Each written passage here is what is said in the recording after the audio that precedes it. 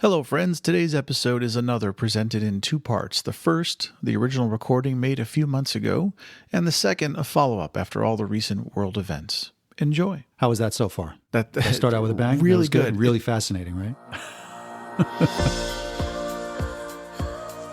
Welcome to the Memories of a Moonbird podcast, exploring life one story at a time. Hello, friends. Today on the show, you've seen him on TV in everything from sitcoms to soaps, but for almost 30 years now, you've actually heard him even more. From the gangster Vito Scaletta in the famous Mafia video game series to a plethora of roles in Marvel, Transformers, Halo, and other successful franchises, he's lent his voiceover talents to hundreds of titles and commercials that you know and love. He's also been on Broadway and stars in a touring one-man show he co-created called Channeling the King. Please welcome a man who's no stranger to a microphone, the very funny and incredibly talented Rick Pasqualone. Rick, welcome to the show. Thanks for having me. What was it like growing up in New York City? I grew up on Long Island, so when you grow up on Long Island, it's kind of like you're city adjacent your whole life. You're going to move that around and Yes, I just creak talk, and you're an engineer, right? Yeah, I'll just take it out, fix it in post. Fix it in post. That's a classic. I couldn't wait to get off Long Island. I had a lot of friends that never wanted to leave, but as soon as I could, my dad was a musician. He worked in the city all the time, so I got to kind of go in and experience what that was like. And then, later when I ventured out on my own, it was just I loved it. I still love it. Now, why were you so anxious to leave? I don't know that I was anxious to leave. It was just, it seemed at the time that I had done what I could do in New York. I had started out doing some theater, and at the time there wasn't a lot of film and TV production. There was basically Law and Order, and that was it. And Well, how old were you when you left? I was 25, something like that. And I just decided it was time for a change, and can't get farther away than Los Angeles without leaving the country. So there you go. Did you travel when you were a kid growing up with your family? We did. We traveled. My family's Italian. My father was born there. We still have family there. So that was probably my first big trip as a kid. What part of Italy is your family? They're from Abruzzi. Where's that? Wait, let me put the music into it. They're from Abruzzi. We're Abruzzese, which is central Italy. Not very touristy destination, more really just about, families. And that's where the family's from, and that's where they still are. That's cool. What percentage do you think today, have you been out in California how long now? I want to say about 20, almost 30 years, I guess. So what percentage are you still New York Italian Rick, and what percentage are you Rick LA guy? I'll tell you how it works. I've tried very hard over the years to lose my New York accent and, be just kind of just a guy, that could be anything.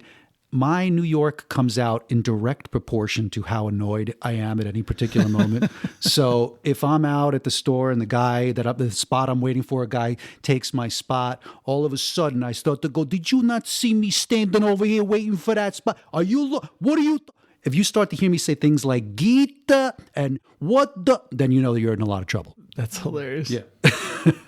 So I have a surprise question for you, directly from Noah. I'm supposed to ask you, why did they call you Weed when you were growing up? This is a mystery that really shouldn't ever be unearthed. I have no idea. We all had these bizarre names growing up. I think it was because I was very, very, very skinny, like a little weed, and that was amusing to them. We were way too young to be smoking pot. And yeah, he said it wasn't. No, I didn't smoke pot till I was in college. So it was. I have no idea. He said it was because you were tall and skinny. And also he said you were the fastest running kid that anyone had ever seen. No one could outrun you. By the way, for the listeners, Noah is a mutual friend of ours in New York. That is a true story, but you have to take it into context. I was growing up in suburban Long Island. It was not known for Olympic quality athletes. Let's be real. So at what age do you think you decided you wanted to be an entertainer? Was it always in your blood? Were you performing as a kid? I guess it's always a part of you. It's just how much you want to devote to it. My father was a musician. I always loved playing music. I was kind of pursuing music for a little while before. What's your main instrument? Guitar. But I played trumpet. My dad was a trumpet player. He taught me the trumpet. I always loved music. My mom was a huge Elvis fan, Beatles fan, so that was the music that I grew up with. And we had instruments all over the house. So I just gravitated to that. But it wasn't do you until... still play guitar today? I still do, yeah. I still play. I still enjoy it. But I decided not to pursue that as a career. But it wasn't until I graduated college, came back to New York, that I thought, let me maybe try to give this a go. What's your college degree in? Psychology. How are you feeling today, Daniel? I feel pretty excellent. Thank you for asking. See what I did there? Yeah, so using that every day. Oh, well, you're raising a couple kids, I am. and I think you would use that psychology degree often. It's useless because nobody gives you a book on how to read. There are books, but you might forget it because every day is just it's just like unwrapping a fortune cookie. You don't know what you're going to get. They ask you the most bizarre, off the wall questions, and you have to answer them like you know exactly what you're talking about. Is that all the time. The secret of seeming like a genius is pretending that you've known forever what you just learned 15 minutes ago? 100%. So what's something bizarre that your kids have asked you? That's something funny. Well, they maybe not bizarre. Well, I'll give you an example. So last night I'm prepping, helping my son prepare for a math quiz. Now he's in middle school. I have a college degree, as we've already established. I already love where this is going. I am helping him with his homework, and I am secretly, surreptitiously checking Google every 5 seconds to make sure that my explanation of his math homework is correct, and I was wrong 90% of the time. That's hilarious. And he was telling me, no, Dad, that's not how you do it, Dad. But hey, it's like getting a second education. It's like getting now. a second degree. Yeah. All the times you didn't It's pay not attention. a master's, it's like a minor's. Like I got like a middle school like equivalency degree now. So you have had a really incredible voiceover career. How did you get into voiceover in the first place? It was complete luck. I was doing a show in New York. I had gotten my first professional show. I was doing Tony and Tina's Wedding off Broadway in New York. That got me my first commercial agent who came to see me in the show and said, great, we want to work with you. And by the way, it was Don Buchwald and Associates, and they take me around the office, and this is our voiceover department. And have you ever done voiceover? I said, I don't even know what that means. They said, well, we're going to send you out on some, and we'll see how you do. And they sent me out on a commercial, and it was like for like some pizza commercial, and I didn't know what I was doing. And of course, I booked the job, and it like opened my world up to something that I had never in a million years. And then I didn't book another job for like 3 years straight.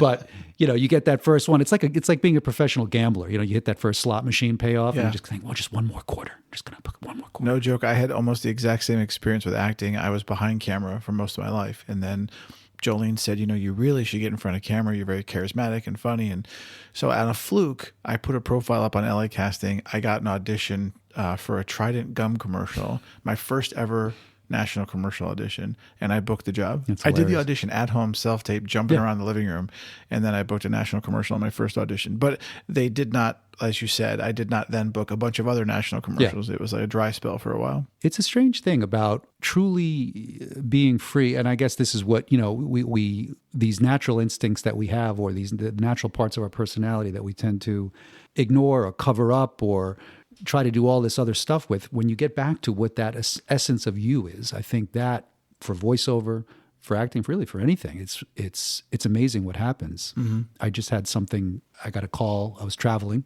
coming back from New York. I'm at Terminal 5 at JFK. I get a call from my agent. We need you to put yourself on tape for this film. They need tapes by the end of the day. I said, well, I'm literally getting on a plane right now. They said, well, it has to be in the next couple hours. And I was like, well, I can either forget it, just say this is not for me. I could go in the bathroom. By the way, they wanted me to sing as part of the audition. Oh. So I thought, okay, well, I can go in a stall. And then I thought, if I was in a stall at JFK and the man next to me started to serenade me, I think there would be a problem. So I just made the decision on the fly. I stuck my phone up in the air and I just sang out right in the middle of Terminal 5 and belted out a song, and people were walking by. And of course, it's New York, so nobody cared. And don't you know, I booked the job. That's awesome. All the preparation, all the lighting, and what we go through, and we put ourselves through the ringer. We got to get it perfect. Just go to JFK and put yourself on tape, and you can work. I have a buddy who's been working in the business for about 30 years, and he has me help him with his self-tapes every now and again. And I love it because he comes over and, it's one light, one camera, quick thing, in and out. He will miss lines. He'll say the wrong words. And I'll say, don't you want to go back and get, he's like, no, they don't care. They just want to see the essence of the character, and that you can, and in 10 seconds, they know if they like you or not. So just send it off. I shit you not, this guy books so much work. There's some truth to that. Yeah. I mean, you do need to prepare so you know the character, which is what he does. Right. So this is very interesting, very interesting.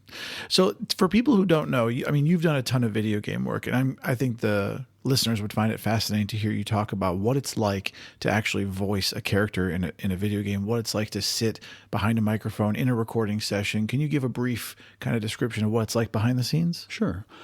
Well, the big thing, like as we were just talking about, there is something to be said. And now, with video games, the great thing is you're not limited to your physical looks. You are free to create, these wild, you can be an alien, you can be 3 inches tall, 30 feet tall, as long as you can get that through. But there has to be some part of you, some essence of the character that you can sustain. And that's the big thing, which maybe people don't realize. With these video games, we record them over weeks, sometimes years, where you'll do a session and then they'll call you back literally a year later. Okay, we're going to pick up.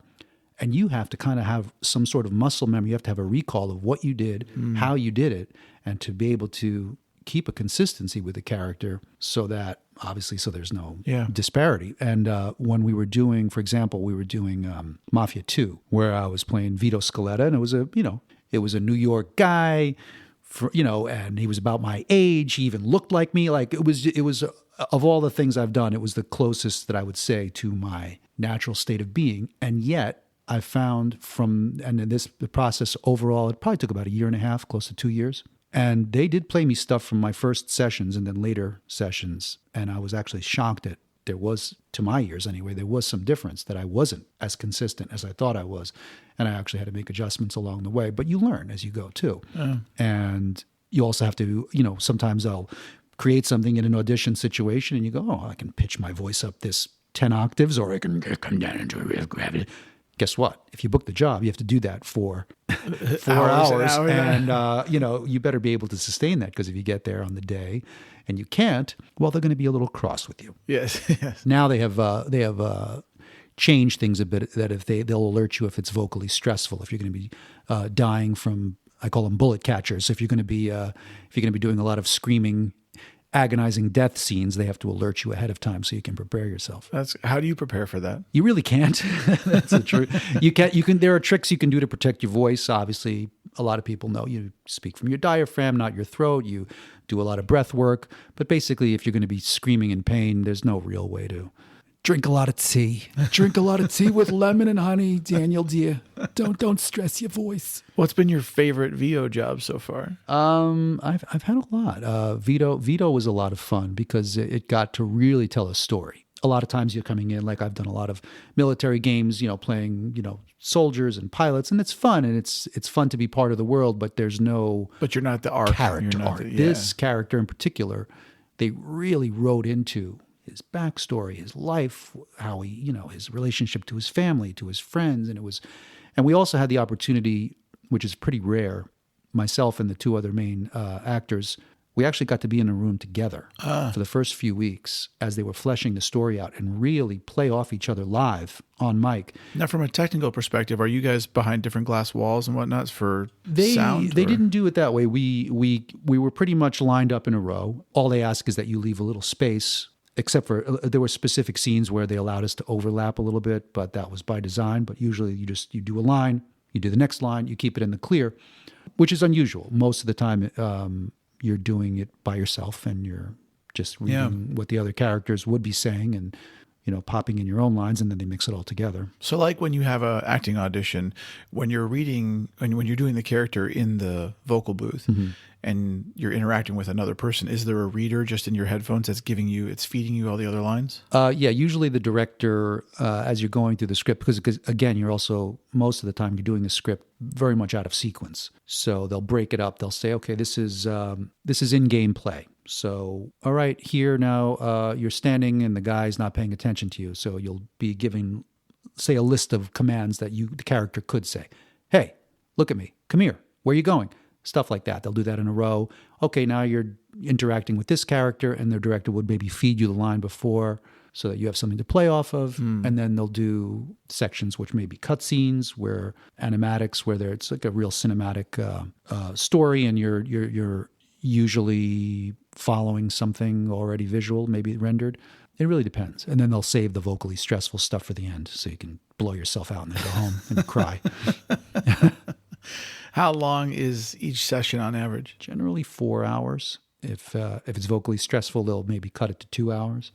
It also depends on how much material it is, but they'll generally get you for the full 4. That's really cool. So let's talk about Channeling the King. You have a one-man Elvis show that you wrote, correct? I co-wrote it, yeah. It was created by my partner, Bob Watman, and Denise Fennell. It's the story of an insurance salesman from Long Island who channels Elvis Presley. Well, now you had mentioned earlier that your mom loved Elvis and the Beatles. Is that where the inspiration for this came from? It did factor into the show. The inspiration for the show, I was saying my friend Bob, who came up with the idea for the show, was just an Elvis fan. And obviously there's a lot of Elvis tribute acts right now where you can go and hear a guy who kind of sounds like Elvis, kind of looks like Elvis, and you kind of experience whatever. He was thinking more like, what would happen if Elvis were back today? Like, what would that be like if he was still alive? You know, if he could talk to you now, what would that look like? What would that sound like? And he had this idea of just this unwitting guy who is channeling, and he doesn't know why. But we, in creating the show, then we started to discover, okay, well, what's really happening? What's going on? And we created the rules of the world of what happens. And what we were hopefully trying to do was tell a story, which involves this guy, Jesse Haldeman, who's just this nice guy from Long Island, whose mom met Elvis at Madison Square Garden in 1972. And the payoff of the show is he may or may not be Elvis's son.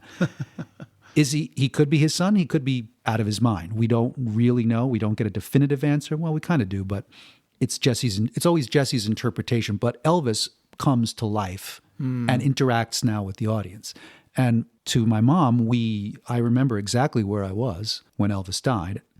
I was with my mom. We were on vacation, and I remember the setting and the surrounding, and I used all of that, and I put it in the show. Oh, wow. So as Jesse, I'm telling this story about where I was when Elvis died, and that's a true story. And my mom was in the audience, and she saw the show for the first time, and I couldn't help but hear her go, "That really happened. This is really true." Thanks, Mom. That is awesome. Yeah. So how often do you get to do the show? We've been touring it now. It's built to be a touring production, basically. It's myself with a very shiny costume and some props, and we go on the road and we go into these theaters, and it's with technology now. The whole show is on a laptop, and everything is projections. And as long as the theater has a screen and a projector and a sound system, we're good to go. And so we've been.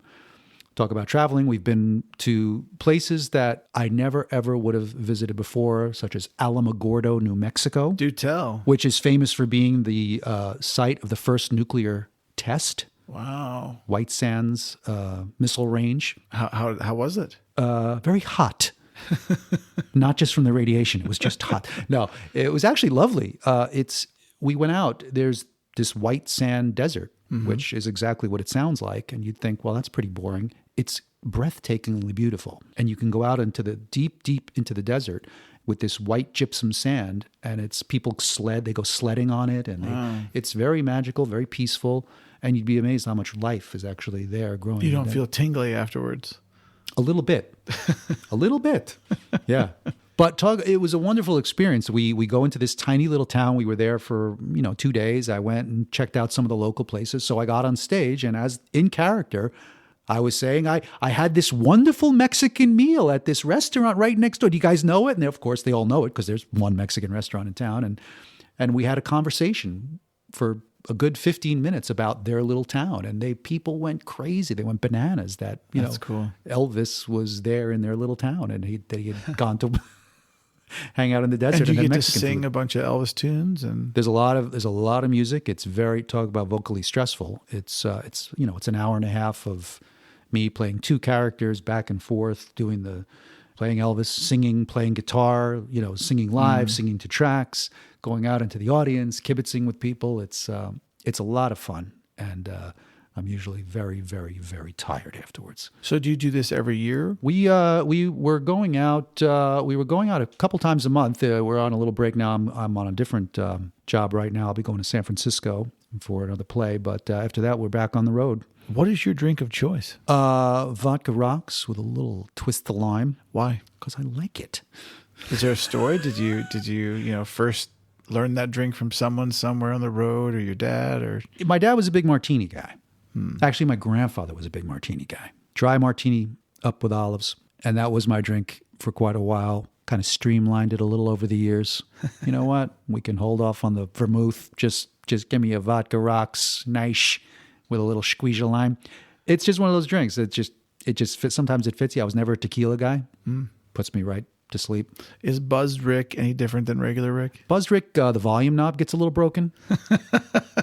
But it's pretty much the same guy, just broken volume knob. Well, one of the questions I love to ask that involves drinking is if you could sit down in a room with anyone, a single person from history, alive or dead, for the entire history of the human race, and have your vodka drink with them, and they'll have their drink of choice, and you could talk to them for 4 hours, who would it be, and what do you think you'd ask them about? I think I'd have one more drink with my grandpa.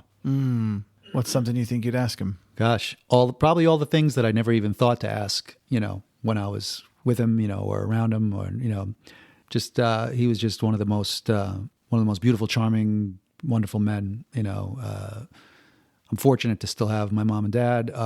But my grandparents, that was a big loss. And I think if I could sit down with anybody, either one of them or both of them, ideally, I would probably have 4 hours with them over Leonardo da Vinci or anybody else, and I'm sure they'd be very fascinating too. But just if it's going to be sharing a vodka, it would be with Grandpa. That's great.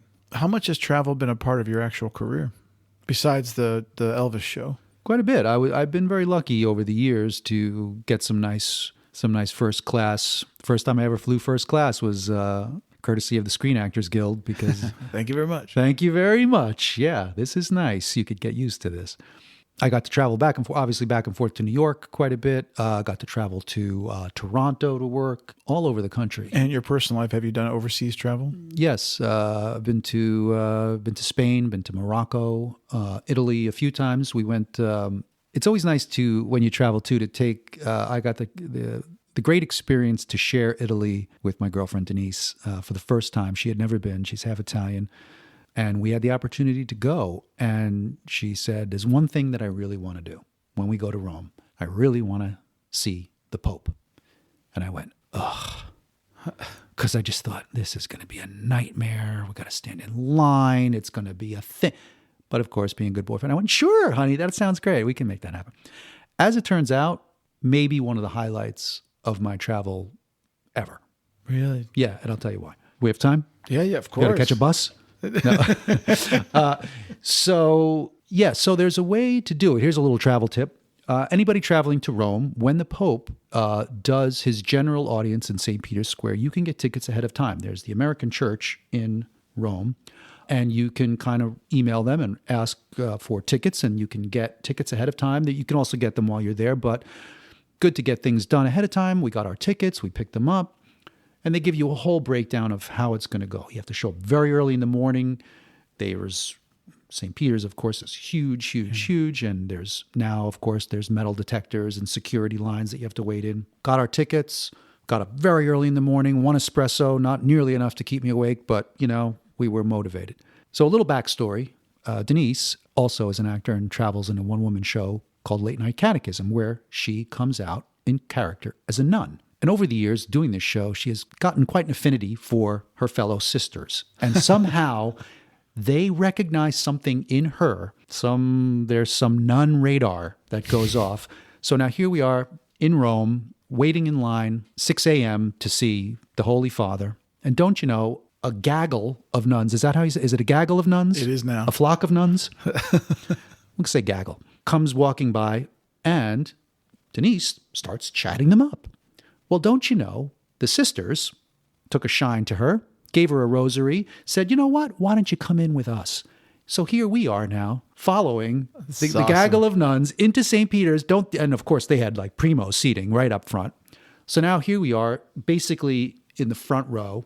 And now the sun comes up over St. Peter. It's now full of people, people as far as the eye can see. The Pope comes in his Pope mobile and he's going through the crowd and people are going crazy. And it was the most beautiful thing. And he got up to speak and it was as if we're talking to each other now. This is how he spoke to the crowd. And it was the simplest message and the most beautiful experience. And I said I would take that with me forever. And it may be something that I would never have done. Yeah. I think that the most profound travel experiences I've ever had were things that I didn't plan on doing. One of my favorite experiences was when I was in Israel. I decided to go up to Masada, and I had never been. I'd always wanted to see it as a kid. And it looked like it wasn't going to happen at some point because I was there for a friend's wedding. We were so busy. And finally, at some point, I just said, dude, I got to separate from you and go do my own thing. And I just randomly walked into Jerusalem, found a rental car place. This is before mobile phones, by the way. And I rented a car, drove out there. I found some people at a museum there that helped me get a reservation. They spoke Hebrew and I didn't speak Hebrew. So they got me all set up. And then I did the hike. I didn't do the cable car. I wanted to hike it, old school style. So you start at 4:00 in the morning, and I got up early, made my way there, did the hike, and I finally get to the top of this thing, and you look out, and the sun is rising over the Jordanian mountains, and the Dead Sea is all reflecting the sunrise, and it was just one of the most beautiful, profound experiences. And I just did it randomly. I was like, I'm going to go do this thing, So I get it. It's cool. Well, you have to be open to it, and you never know. Sometimes you'll meet somebody, or you'll talk to somebody, and it'll open up something that you weren't expecting at all. Yeah. Have you ever had to overcome any kind of challenge traveling? I remember traveling early on to Italy. Italians are known for many things. Punctuality, not really one of them. I remember flying, and we were traveling with my whole family, and we were on our way to Italy. We were at JFK getting ready to leave, and we were there very, very early, like 3 hours before our flight. And we get to check in, and there's all these people, and people are screaming and yelling. And I remember my mother was like, ugh, these people, they're so rude, these Italians, Meantime, we're Italian. We get up, make our way to the front of the counter, and there's the lady, and we said, we're here to check in for our flight. And she goes, oh, that flight left. What do you mean? We're 3 hours early. They say, yeah, well, there was people that were left over from another flight, so we just put them on. That flight's gone. At which point we became the loudest people in the room. I remember vividly my grandfather going over the counter, getting somebody by the shirt collar, pulling them onto our side. Yeah, it was full melee. Needless to say, we did get on a flight right quick after that. But and this had to be when you were a kid? Oh, yeah. It's so funny how things have changed. Yeah. That's hilarious. I'm pretty sure everybody was smoking. And yeah. I always joke about that they had these quote unquote smoking areas of the plane. And it's like, you're in a fucking tube. Right. Is there somewhere that you want to travel that you haven't been yet? A lot of places. What's at the top of your list? I don't know that I have a top. It's funny. Like we always thinking outside, but there's so much of the country that I still haven't seen. The one great thing about being on tour is going into these small cities and towns that you just would never. I've been to, Arkansas, and we're talking about New Mexico, and these are just places that wouldn't be on anybody's itinerary, but sometimes you find these great little hidden gems. Yeah, but I would love to see. I would love to see Japan, of course. I would love to see. I'd love to see more of Europe. I've never been to France, but I don't speak French, so you don't have to. I heard it's a problem if you don't speak French. No, the French are actually a lot nicer than people think they are. They just really want people to have a little bit of respect for their culture. And so, if you learn in French, parlez-vous anglais, and you just, pardon, parlez-vous anglais? It's all you have to say. Excuse me. Can you say that again, but really soft? Pardon, parlez-vous anglais? Oh, you're good. So, Rick, how do you, a man in his 50s, you're a father. You, sir. Yes, you're an entertainer. How do you look at life differently now in your 50s than, say, when you were in your 20s, 30s, 40s? Have your priorities shifted drastically? Not really? 100%. I think the goal now is to be home. I think the goal when you're in your 20s is to just be out anywhere but where you are. And now the goal is just to go home, because that is where the true happiness is, the people that you're with, not where you are. Yeah. And I think that was a realization that I don't think any 20-year-old would necessarily have that perspective, but Well, because they haven't been out there yet. right. And to have kids, I said, and I tell all my friends, I said, I highly recommend it. If you want to lose your ego, if you want to really, have a couple kids, because that'll take your ego right out of your body forever. Because now everything I do, I say, well, this is for them, Yeah. So I don't have any hangups anymore about back in when I was 20. I can't do that. How that would compromise my, shut up, Now, are you at all looking forward to, not in a selfish way, but when your children are grown and they're on their own and they live in their own apartments and now it's just you again and you and Denise, are you looking forward to that part of life, to kind of rediscovering who you might be? Sure. I hope that I'm expecting, because my kids are entering the teenage years, I'm expecting they're going to be little assholes for a little while, and then I hope that they'll circle around and that we'll all be friends again at some point, and that we could travel together and enjoy each other. But I told them I told my son right to his face, I'm like, you're going to be a little asshole for and he's like, no, Dad. I go, yeah, you are, because I was. Yeah. And it's going to happen. It's genetic. So funny. So besides children, which is an obvious answer, what are you most passionate about in life? I really do love what I do. I know that's cliche, but Not if it's true. well, I really do enjoy it. I enjoy the work. I enjoy the process. I enjoy being on stage, but I also enjoy making my little voices in my my home studio. I think I get pleasure out of it, and you hope that comes through, and you hope that that's sustainable, that you sustain it for your whole life. I enjoy doing a lot of other things, but Well, I was going to ask you, if you didn't act, what would you do for a living? it's one of those, you have those thoughts, all the time, because, every day in the entertainment industry, you go, God, I'm worthless. I'm never going to work again. I better get my real estate license, or something, something that hopefully won't be soul crushing. I don't know. As long as it doesn't involve too much math. I'm not very good at, as we've previously discussed, I'm not really good at math. So I'd have to have my kids along with me to do long division. Long division. What was your favorite childhood book? I enjoy. You know what? I remember reading The Hobbit, Tolkien, and being very captivated, and then trying to get through the Silmarillion and couldn't quite figure out what he was talking about. But I revisited The Hobbit with my kids, and I found it just as amazing as I remember it as a kid. Did you like the movie? Or movies, whatever the trilogy? Yeah, I did. I'm talking about the Peter Jackson, not the weird, creepy cartoon from the 70s. It was creepy. It was creepy.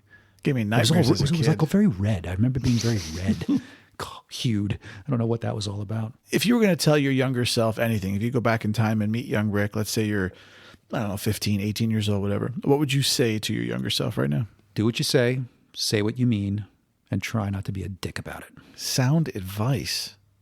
When you're traveling and you go somewhere new, what's your favorite way to get acquainted with a new place you've never been before? Well, there's a lot to be said for just getting lost.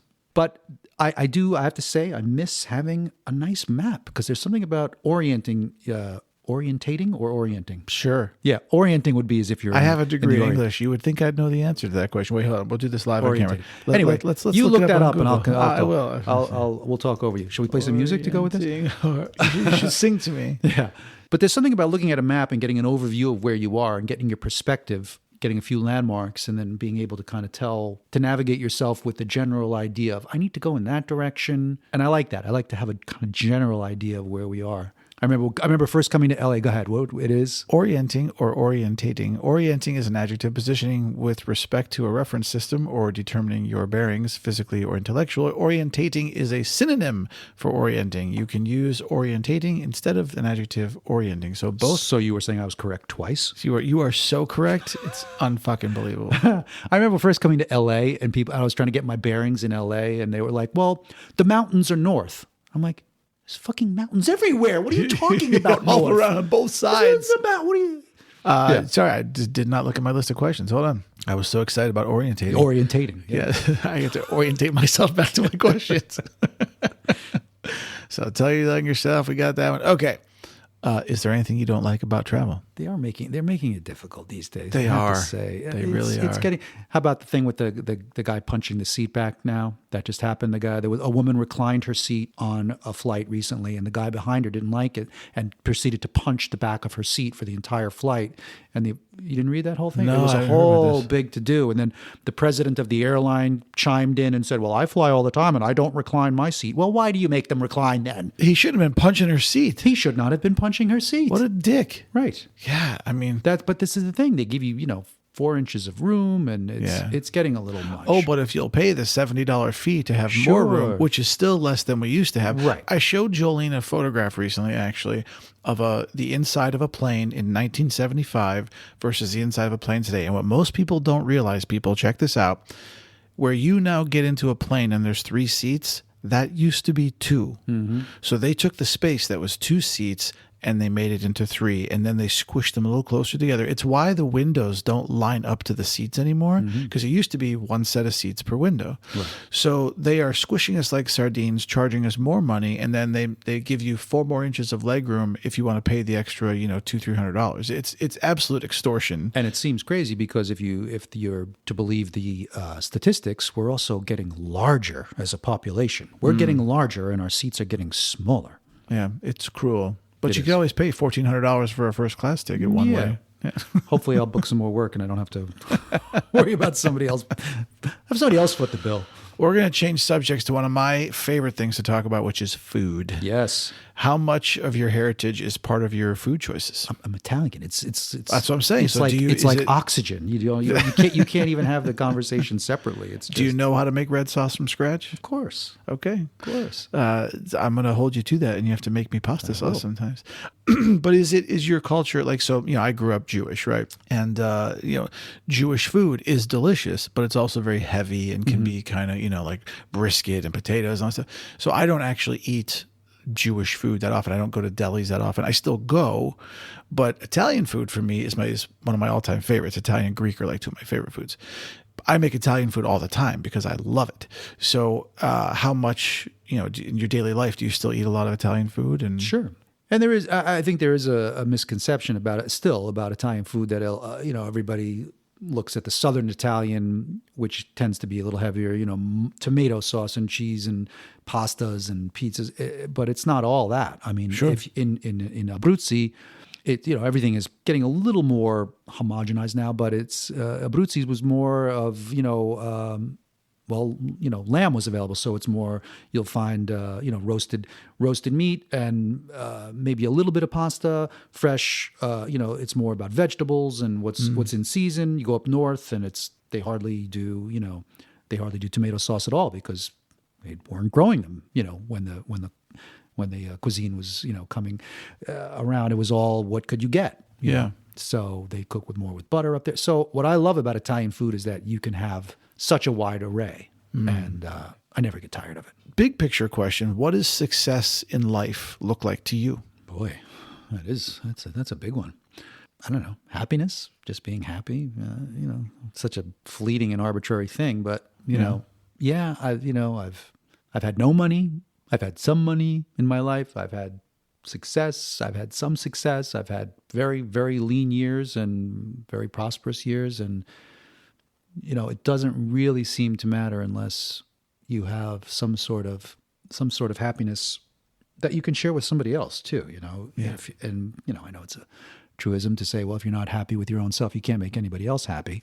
But I see it, and in the entertainment business, it's hard. I see a lot of people that, even successful, that just struggle with the day-to-day taking joy in anything, and it's, and I'm sure that's true for a lot of professions. I'm sure, our friends that we know that are civilians that just, that are going out Civvies. slogging through some job, I get it. Sometimes life can be monotonous, but Well, you this gotta brings find up some joy. a really good question of something I've been thinking about a lot lately, which is happiness versus contentment, because they're different. They're very different. And to me, and I don't care about the Webster's dictionary definition of them. To me, the concept of the two is that contentment is the ability to look at your life, appreciate what you have. It doesn't mean you don't strive for more, but you appreciate what you have and it's enough. And you go, the world is beautiful. My kids are healthy. My life is good. I have my health, thank God. Like, I'm content. It's a good place to live from. Happiness is, oh man, I just saw the best movie, or I had a great conversation with my girlfriend, or I had this meal that made me so happy. It is a fleeting thing, like you said. But we live in a culture nowadays that's like, you have to be happy all the time, be happy. Well, that's bullshit, because you can't be happy 24 hours a day. The human mind and the human soul are not designed for that. I would argue that that would make you almost great. A definition of being great. I mean, if you were that happy all the time, I would think there was something wrong with you. Yeah, I would think you're I commit crazy. at least 5 homicides in my head every day. That's no exaggeration. And that's just going to the grocery store. Yeah. Yeah. Especially going to the grocery store. I killed 3 people on the way over here just now in my mind. But I think you have to allow yourself those, crazy thoughts, because then you can come around and go, okay, I guess life isn't so bad. Okay, I didn't kill that person today, even though he really deserved it. But but I think we deny ourselves those things sometimes, and I think you have to let the big dog out to eat sometimes. Yeah, Jolene, I like that. I'm going to quote you on that. Jolene said the other day, she goes, if people knew my inner dialogue, no one would be friends with me. I would be manacled. Yeah. Yeah. It's 100%. hilarious. Well, there's this great quote I read once that said the difference between someone that's crazy and someone that's not is that a normal human being stands on an escalator thinking to themselves, what would happen to that guy if I just pushed him down this escalator? And the crazy person does it. Right. Yeah. So, but so to your point, do you think that happiness and contentment, that it's possible to have those two on a consistent basis, and how do you get there? I have contentment on a fairly regular basis. I have happiness. I think that I have happiness more than the average person, only because I have worked very hard to create a life. Because you create it. Because that has it. You know what I mean? Like I do. I'm very fortunate and blessed that what I do for a living is something I really enjoy, and I don't take it for granted. I try not to take it for granted. That I have a lot of friends who don't. That they work at a job they hate. They're in a cube in a corporate office that they're just doing, and they have to because they've got 5 kids to raise, and the bills are piling up, and they don't know another way. But they used to dream of being a guitar player in a band or whatever, So, but by design, also, I don't have children. I don't have any kind of crazy weird, I've never done drugs in my life, so I don't have a drug habit or anything like that. So I have nothing that's pulling my money away except travel. And so it's, I'm just very lucky, but it's also by design. So yes, I guess short answer, I have a relatively abundant amount of contentment and a good amount of fleeting happiness, Right. And while... And also homicidal thoughts on a fairly regular basis. Sure. Right. And that works for you. And somebody outside might go, oh, he has a great life, but he doesn't have kids, but not everybody but not everybody follows the same path, Yeah, and I do think that sometimes. I think, especially after my dad died, I thought to myself, man, fuck, there's nobody to carry on for me. There's no one to take care of me when I get old. I'm going to be stuck with, hopefully my nieces and nephews will be kind enough to help. But if not, then I'm going to be in a home. And, those things bother me. And I used to have dreams of what it would be like to, see my daughter or my son on their wedding day or things like that. And I know I probably will never have those things, but I'd also there's 15 grandchildren in my family. So there's plenty of kids for me to help them support their dreams and be a part of their lives. And so I look forward to that, Yeah. Well, speaking of children, your kids are about to be teenagers, but let's say 10 or 20 years from now, even, 50 years from now, let's say when you're gone, if they listen to this podcast, what would you want to say to them? Don't be stupid. Don't be dumb. Go live your life. Go travel, play. Don't take yourself so seriously. Don't be dummies. Took myself so seriously when I was in my 20s. So serious. Me too. Big dummy. Yeah. Don't be dumb. That's funny. That's great. I love the simplicity of that. I also, in my 20s, everything was so dramatic and one tear-filled fest to the next. God. And I just wish that I had let go and just enjoyed life. You know why? a lot Because we more. thought that was cool. We thought, let me be the twisted, the tortured, brooding, I'll be yeah. brooding. You know what? Brooding makes you dumb. Yeah. Don't be dumb. Dumb and miserable. Get up. And really not attractive when women figure out that you're just a loser. Right. Because you always think, oh boy, the hottest girls, they always go for these disaster guys. Guess what? They figure it out eventually. They figure it people. out eventually. Or not. But you know what? God bless you all. Go ahead. Go. Most of them figured out, Most though. of them The figure smart it out. ones do. Plus, it's hard to brood for 60 years. It wears thin after a while. Yeah, because then the woman's going, it's great that you're brooding, but I have to eat, so where's dinner? Because when does brooding turn into you're just a cranky old man? Yeah, exactly. Right around 35. 35, I think, is the cutoff. Yeah, you start to go a little gray, and they go, you can't brood anymore. You're not allowed to brood. No, you're not too cool enough to. And throw away that leather jacket. What are you doing? Yeah, well, I still got the leather jacket. Rick, the last thing we're going to do is a fun game that I like to play called 299 Philosophical and Life Questions with Moonbird. I have collected 299 philosophical and life questions. I have the list in front of me. You get to pick two numbers from 1 to 299, and I'm going to ask you those two questions. What are your two numbers? 11 and 22. Okay. Number 11, what is the best compliment you've ever received? Boy, are you handsome. Do you want to tell the story? No, I don't know. I was like, that was just when he... I was projecting on what I would like to be told. Okay. Nobody's ever said that. I was going to say, that's just what I told him when he walked in the door today. No, I mean, well, the best having your kids look up, you just go, I love you, Dad. I mean, there's just nothing better. Like when you... I don't even know if sometimes it's verbalized, but if you know you've done something, for another person that they truly appreciate it. I mean, what better compliment, than a smile, even, just thank you.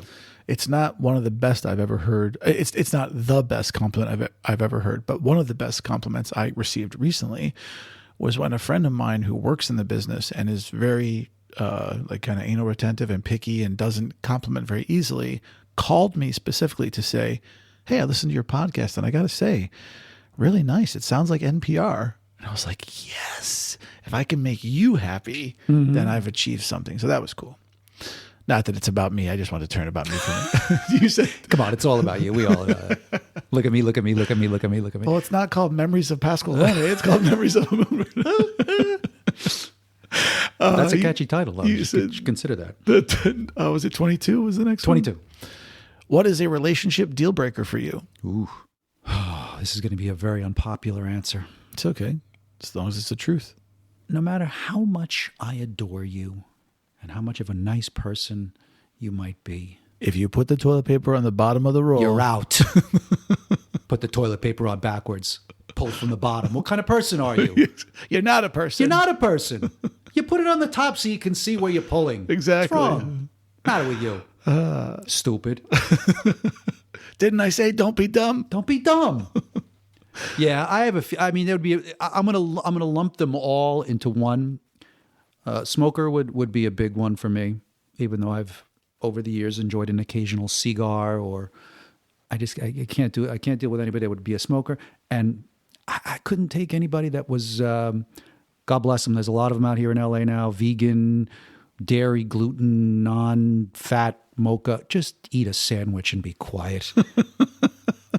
I take so much pleasure in a great meal and a glass of wine, and yeah, I try to be healthy, and and Denise and I, we try to eat healthy and be healthy and encourage each other to do so. But we also, and if we want to split a pizza in bed, we will. Yes, absolutely. And that to me, for our lifestyle and our life together, it's something we truly enjoy. Yeah. And if I couldn't share that with somebody, I don't think that I really could. And to all the vegans out there and the gluten-free people and stuff like sandwich. That. I was going to say, I mean, have a sandwich. But besides that, no, I mean, I respect anybody that's trying to live a healthy life. And if that's your way to do it, great. More power to you. And the thing is, I want to make it clear, you're not saying, I want to go murder all the vegans. You're saying only on days that end in Y. Right. No, you're saying that this is my preference. As someone who is vegan might say. No, but you asked about a relationship. So to me, that was part of it. But if I had someone sitting here who was a vegan, they might say, look, for me, a deal breaker would be someone who's not vegan because it's very important to my lifestyle. We like to sit in bed and eat paper together, whatever, but no, seriously, so we just respect each other's views. Sure. And I have friends, I have friends that are, completely, vegan and dairy free and, barely touch alcohol and everything. And it's fine. They come over and they bring their little, bag of sprouts or whatever. And, and I have a big bowl of pasta and a glass of wine and, we have a nice conversation and it's all good. I don't think you can live in LA and not have friends that are vegan, honestly. Yeah. I think it's kind of a requirement. Yeah. It's like, in fact, they're doing a new program where if you get off the plane, they'll actually assign you a vegan. Yes. His name is Jonah. He lives in Silver Lake. Yeah. Right. And that's where our original episode ended. I reached out to Rick just the other day to ask him how things have been since the COVID pandemic started. Rick, thanks for coming back to the show. How are you doing? I'm well. How are you? I'm good. So obviously a lot's changed since we first spoke, and I'm wondering, how has the pandemic affected you so far, both as an actor and as a father? Yeah, I mean, on the professional level, and I'm sure a lot of people are feeling the pain right now. The industry as a whole has really shut down. I mean, I was up in San Francisco when it first started. I had started work on a play, and that cruise ship that was full of COVID that was circling off San Francisco Bay, that was just happening. Oh, wow. This was back in early March, and, nobody was really talking about it yet. But being up there, I got a kind of early warning about what was happening. And when I got back to L.A., it was just starting. And, fortunately, the voiceover world is still going, although there's been a lot of changes there, too. One of the biggest agencies in town, my agent, William Morris Endeavor, closed their doors. Wow. To the scale voiceover department. So that was my longest relationship ever. And typically came crashing to an end. That's hilarious.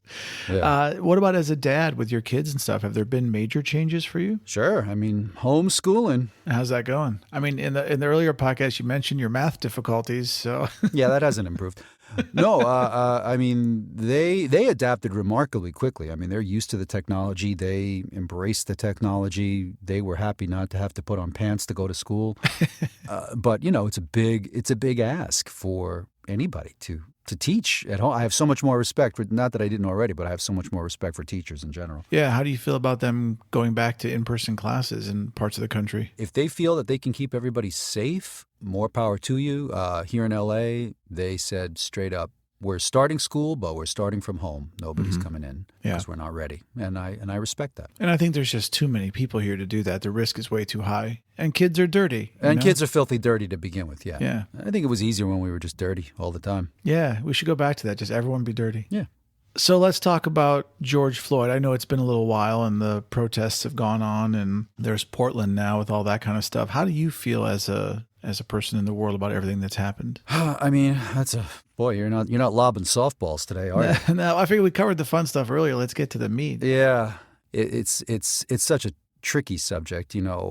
So many people are so directly affected by this. I mean, and let me ask you, is there diversity in your part of the business in voiceover that you know of? I always felt that entertainment was one of those fields where talent was talent, and it didn't matter if you were black, white, gay, trans, all were welcome. If you were talented, there was a wide acceptance. I was exposed to it very early on in my career. A lot of my coworkers and ended up being close friends were gay, and that was something that I was not familiar with at all growing up. In suburban Long Island. I mean, I'm sure there were, just I wasn't aware of it. So I find that entertainment has kind of led the way as far as that goes. But yeah, there's still, I mean, I know there was a lot of backlash just recently about, The Simpsons, and some of the other, the Cleveland Show, where white actors, voice actors, were stepping away from their roles because they were playing minority characters and they no longer felt that it was appropriate.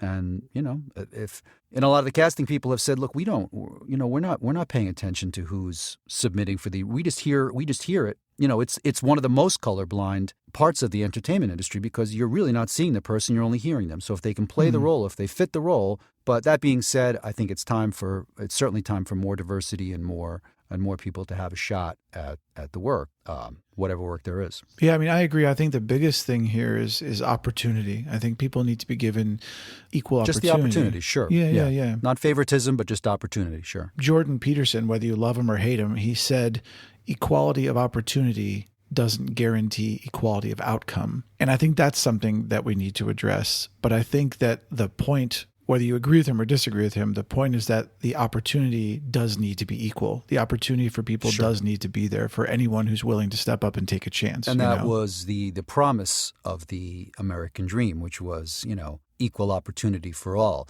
It doesn't always work out that way, Yeah. And life isn't always fair. Certainly our business is not always fair. But yeah, equal opportunity for all would be a beautiful thing. Agreed. I will say that, I have to give my kids, their school is very, it's very diverse. And they're growing up, at least to my eyes, being not only aware of what racism is, but not engaging in it, being appalled by it at a very, very young age and not engaging in it. And it's kind of, I hope that this is the sign of the future where, the next generation will be more sensitive to what this issue is. Well, and as a father, let me ask you, are you encouraged by what you see in the younger generation, that you feel they are much more accepting and tolerant than even our generation was? I think or so. Is? I think so. I think because they're exposed to it, because they're, it's being talked about, not just at school, but at home. These are subjects that were not discussed openly, not in my house anyway. It wasn't, it just wasn't something you talked over dinner. And now it is. And so that's a good thing. Yeah. Because it starts with that. It starts with just conversation, understanding, questions, answering questions. When people ask me about these global concepts, I always tell them that fundamentally at the core, I just really believe that if we're going to move forward as a species, I personally believe we can only do so together. I don't believe that it's about one thing or another, or one group of people and this group of people. I think we have to learn how to actually love each other, all of us together, and as a human race, unite together to move forward to the future so we can solve climate problems and financial problems and whatever.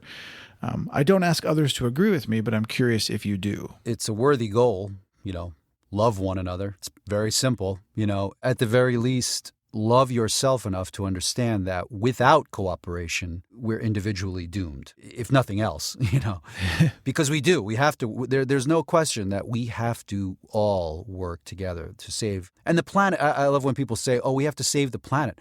Planet's going to be fine. If human beings, if we exterminate ourselves in a couple hundred years, the planet will be just fine. Yeah. When humans step out of the way, the planet will be fine. We're the ones that need to look out for ourselves. And I think that might have been the realization too during the pandemic. If there was one positive thing to come from it was, wow, look what happens when we step away. The air quality in LA was the cleanest it's ever been. There was no traffic. It was lovely for a minute. Now, of course, it's all back to, Yeah. Rick, another thing I'm really passionate about is perspective. I often in the podcast talk about when you've lived a life where you've seen a series of wars or diseases or things that have ravaged humanity, then when the next one comes along, you tend to think, okay, this isn't the end of the world. It's just another in a series of things we have to learn to get through together. How do you feel about that when you look at the world and you see some of the younger people, really scared and afraid of this is the worst thing ever, and maybe it's not the worst thing ever, it's just a bad thing? Unfortunately, until you live through something, you really, truly don't understand it. I remember hearing stories. My mother used to tell stories of I guess would be my great-grandmother, losing her husband and children during the influenza epidemic of the early 1900s, which killed thousands of people and targeted, ironically, middle-aged white men. That was the target, and it was brutal. I heard the stories, and you hear them. It resonates, just like you hear stories about, like you said, World War II, or horrible things in our lifetime. Chernobyl, Bosnia, Kosovo, things like that, the Iraq War. But until it affects you personally, just like a kid who you say, don't touch that stove, you're going to get burned, and then they finally burn themselves and go, oh, wow, that really hurts. So unfortunately, I think, again, we've learned firsthand that, life is precious, and things like this always will happen. I believe we'll recover from it. As we do, we will come back. We will be stronger. But this is unfortunately one of those lessons that we're all, forced to live through. And it certainly will affect how we do things from now on, I have to say. Well, if one of your kids was looking at you and he just said, hey, Dad, I'm really scared. I feel like, is this the end of the world? Like, what's going on? What would you say to them? Well, I don't feel like the world is ending, because life does go on, and we've made adjustments. My kids now, we go out. They pick up their masks, without being told, and they've, as kids are, they're very adaptive, but they lead by example. So if you show fear to them, then they'll be afraid. Well, hey, do you think that the human race is going to survive and have a bright future? Are you an optimistic person? I'm from New York. I'm a pessimist by nature, but yes, I do. I do think I think the human race will survive and thrive. I was back in New York City just a couple weeks ago.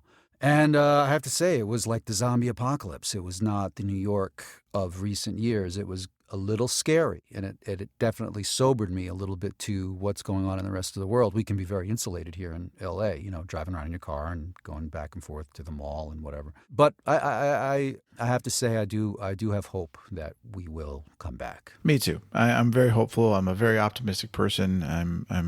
I always have been. I've always been a very positive kid, and I have a lot of faith in humanity, to be honest. Even when they piss me off, I still have a lot of faith in them. Overall, I think most human beings are good people, Yeah. One of my favorite questions to ask guests is, if you were elected president of the United States tomorrow, what are the first 3 things you'd do? Take a shower, put on pants. I haven't worn pants since March. All right, after you're dressed, what are the first 3 policy changes you'd make? I don't know about policy changes. I would have to say, for me personally, I would have to go back and actually read the Constitution. I don't know that I've ever read it as a document. I've never read it except maybe in school. I would have to really go and read it and have someone much smarter than me explain to me all the nuances of it before I did one thing as the president. So you've gotten dressed and you've read the Constitution. What's the third thing? Every Friday should be official pizza day. Everybody should just have pizza all the time because it's the perfect food. Oh, my God. And what are we doing? Come on, everybody just stop what you're doing and have a slice. The world would be Pasqualone so much 2024. better. I'm on That's your it. campaign trail, brother. That's it.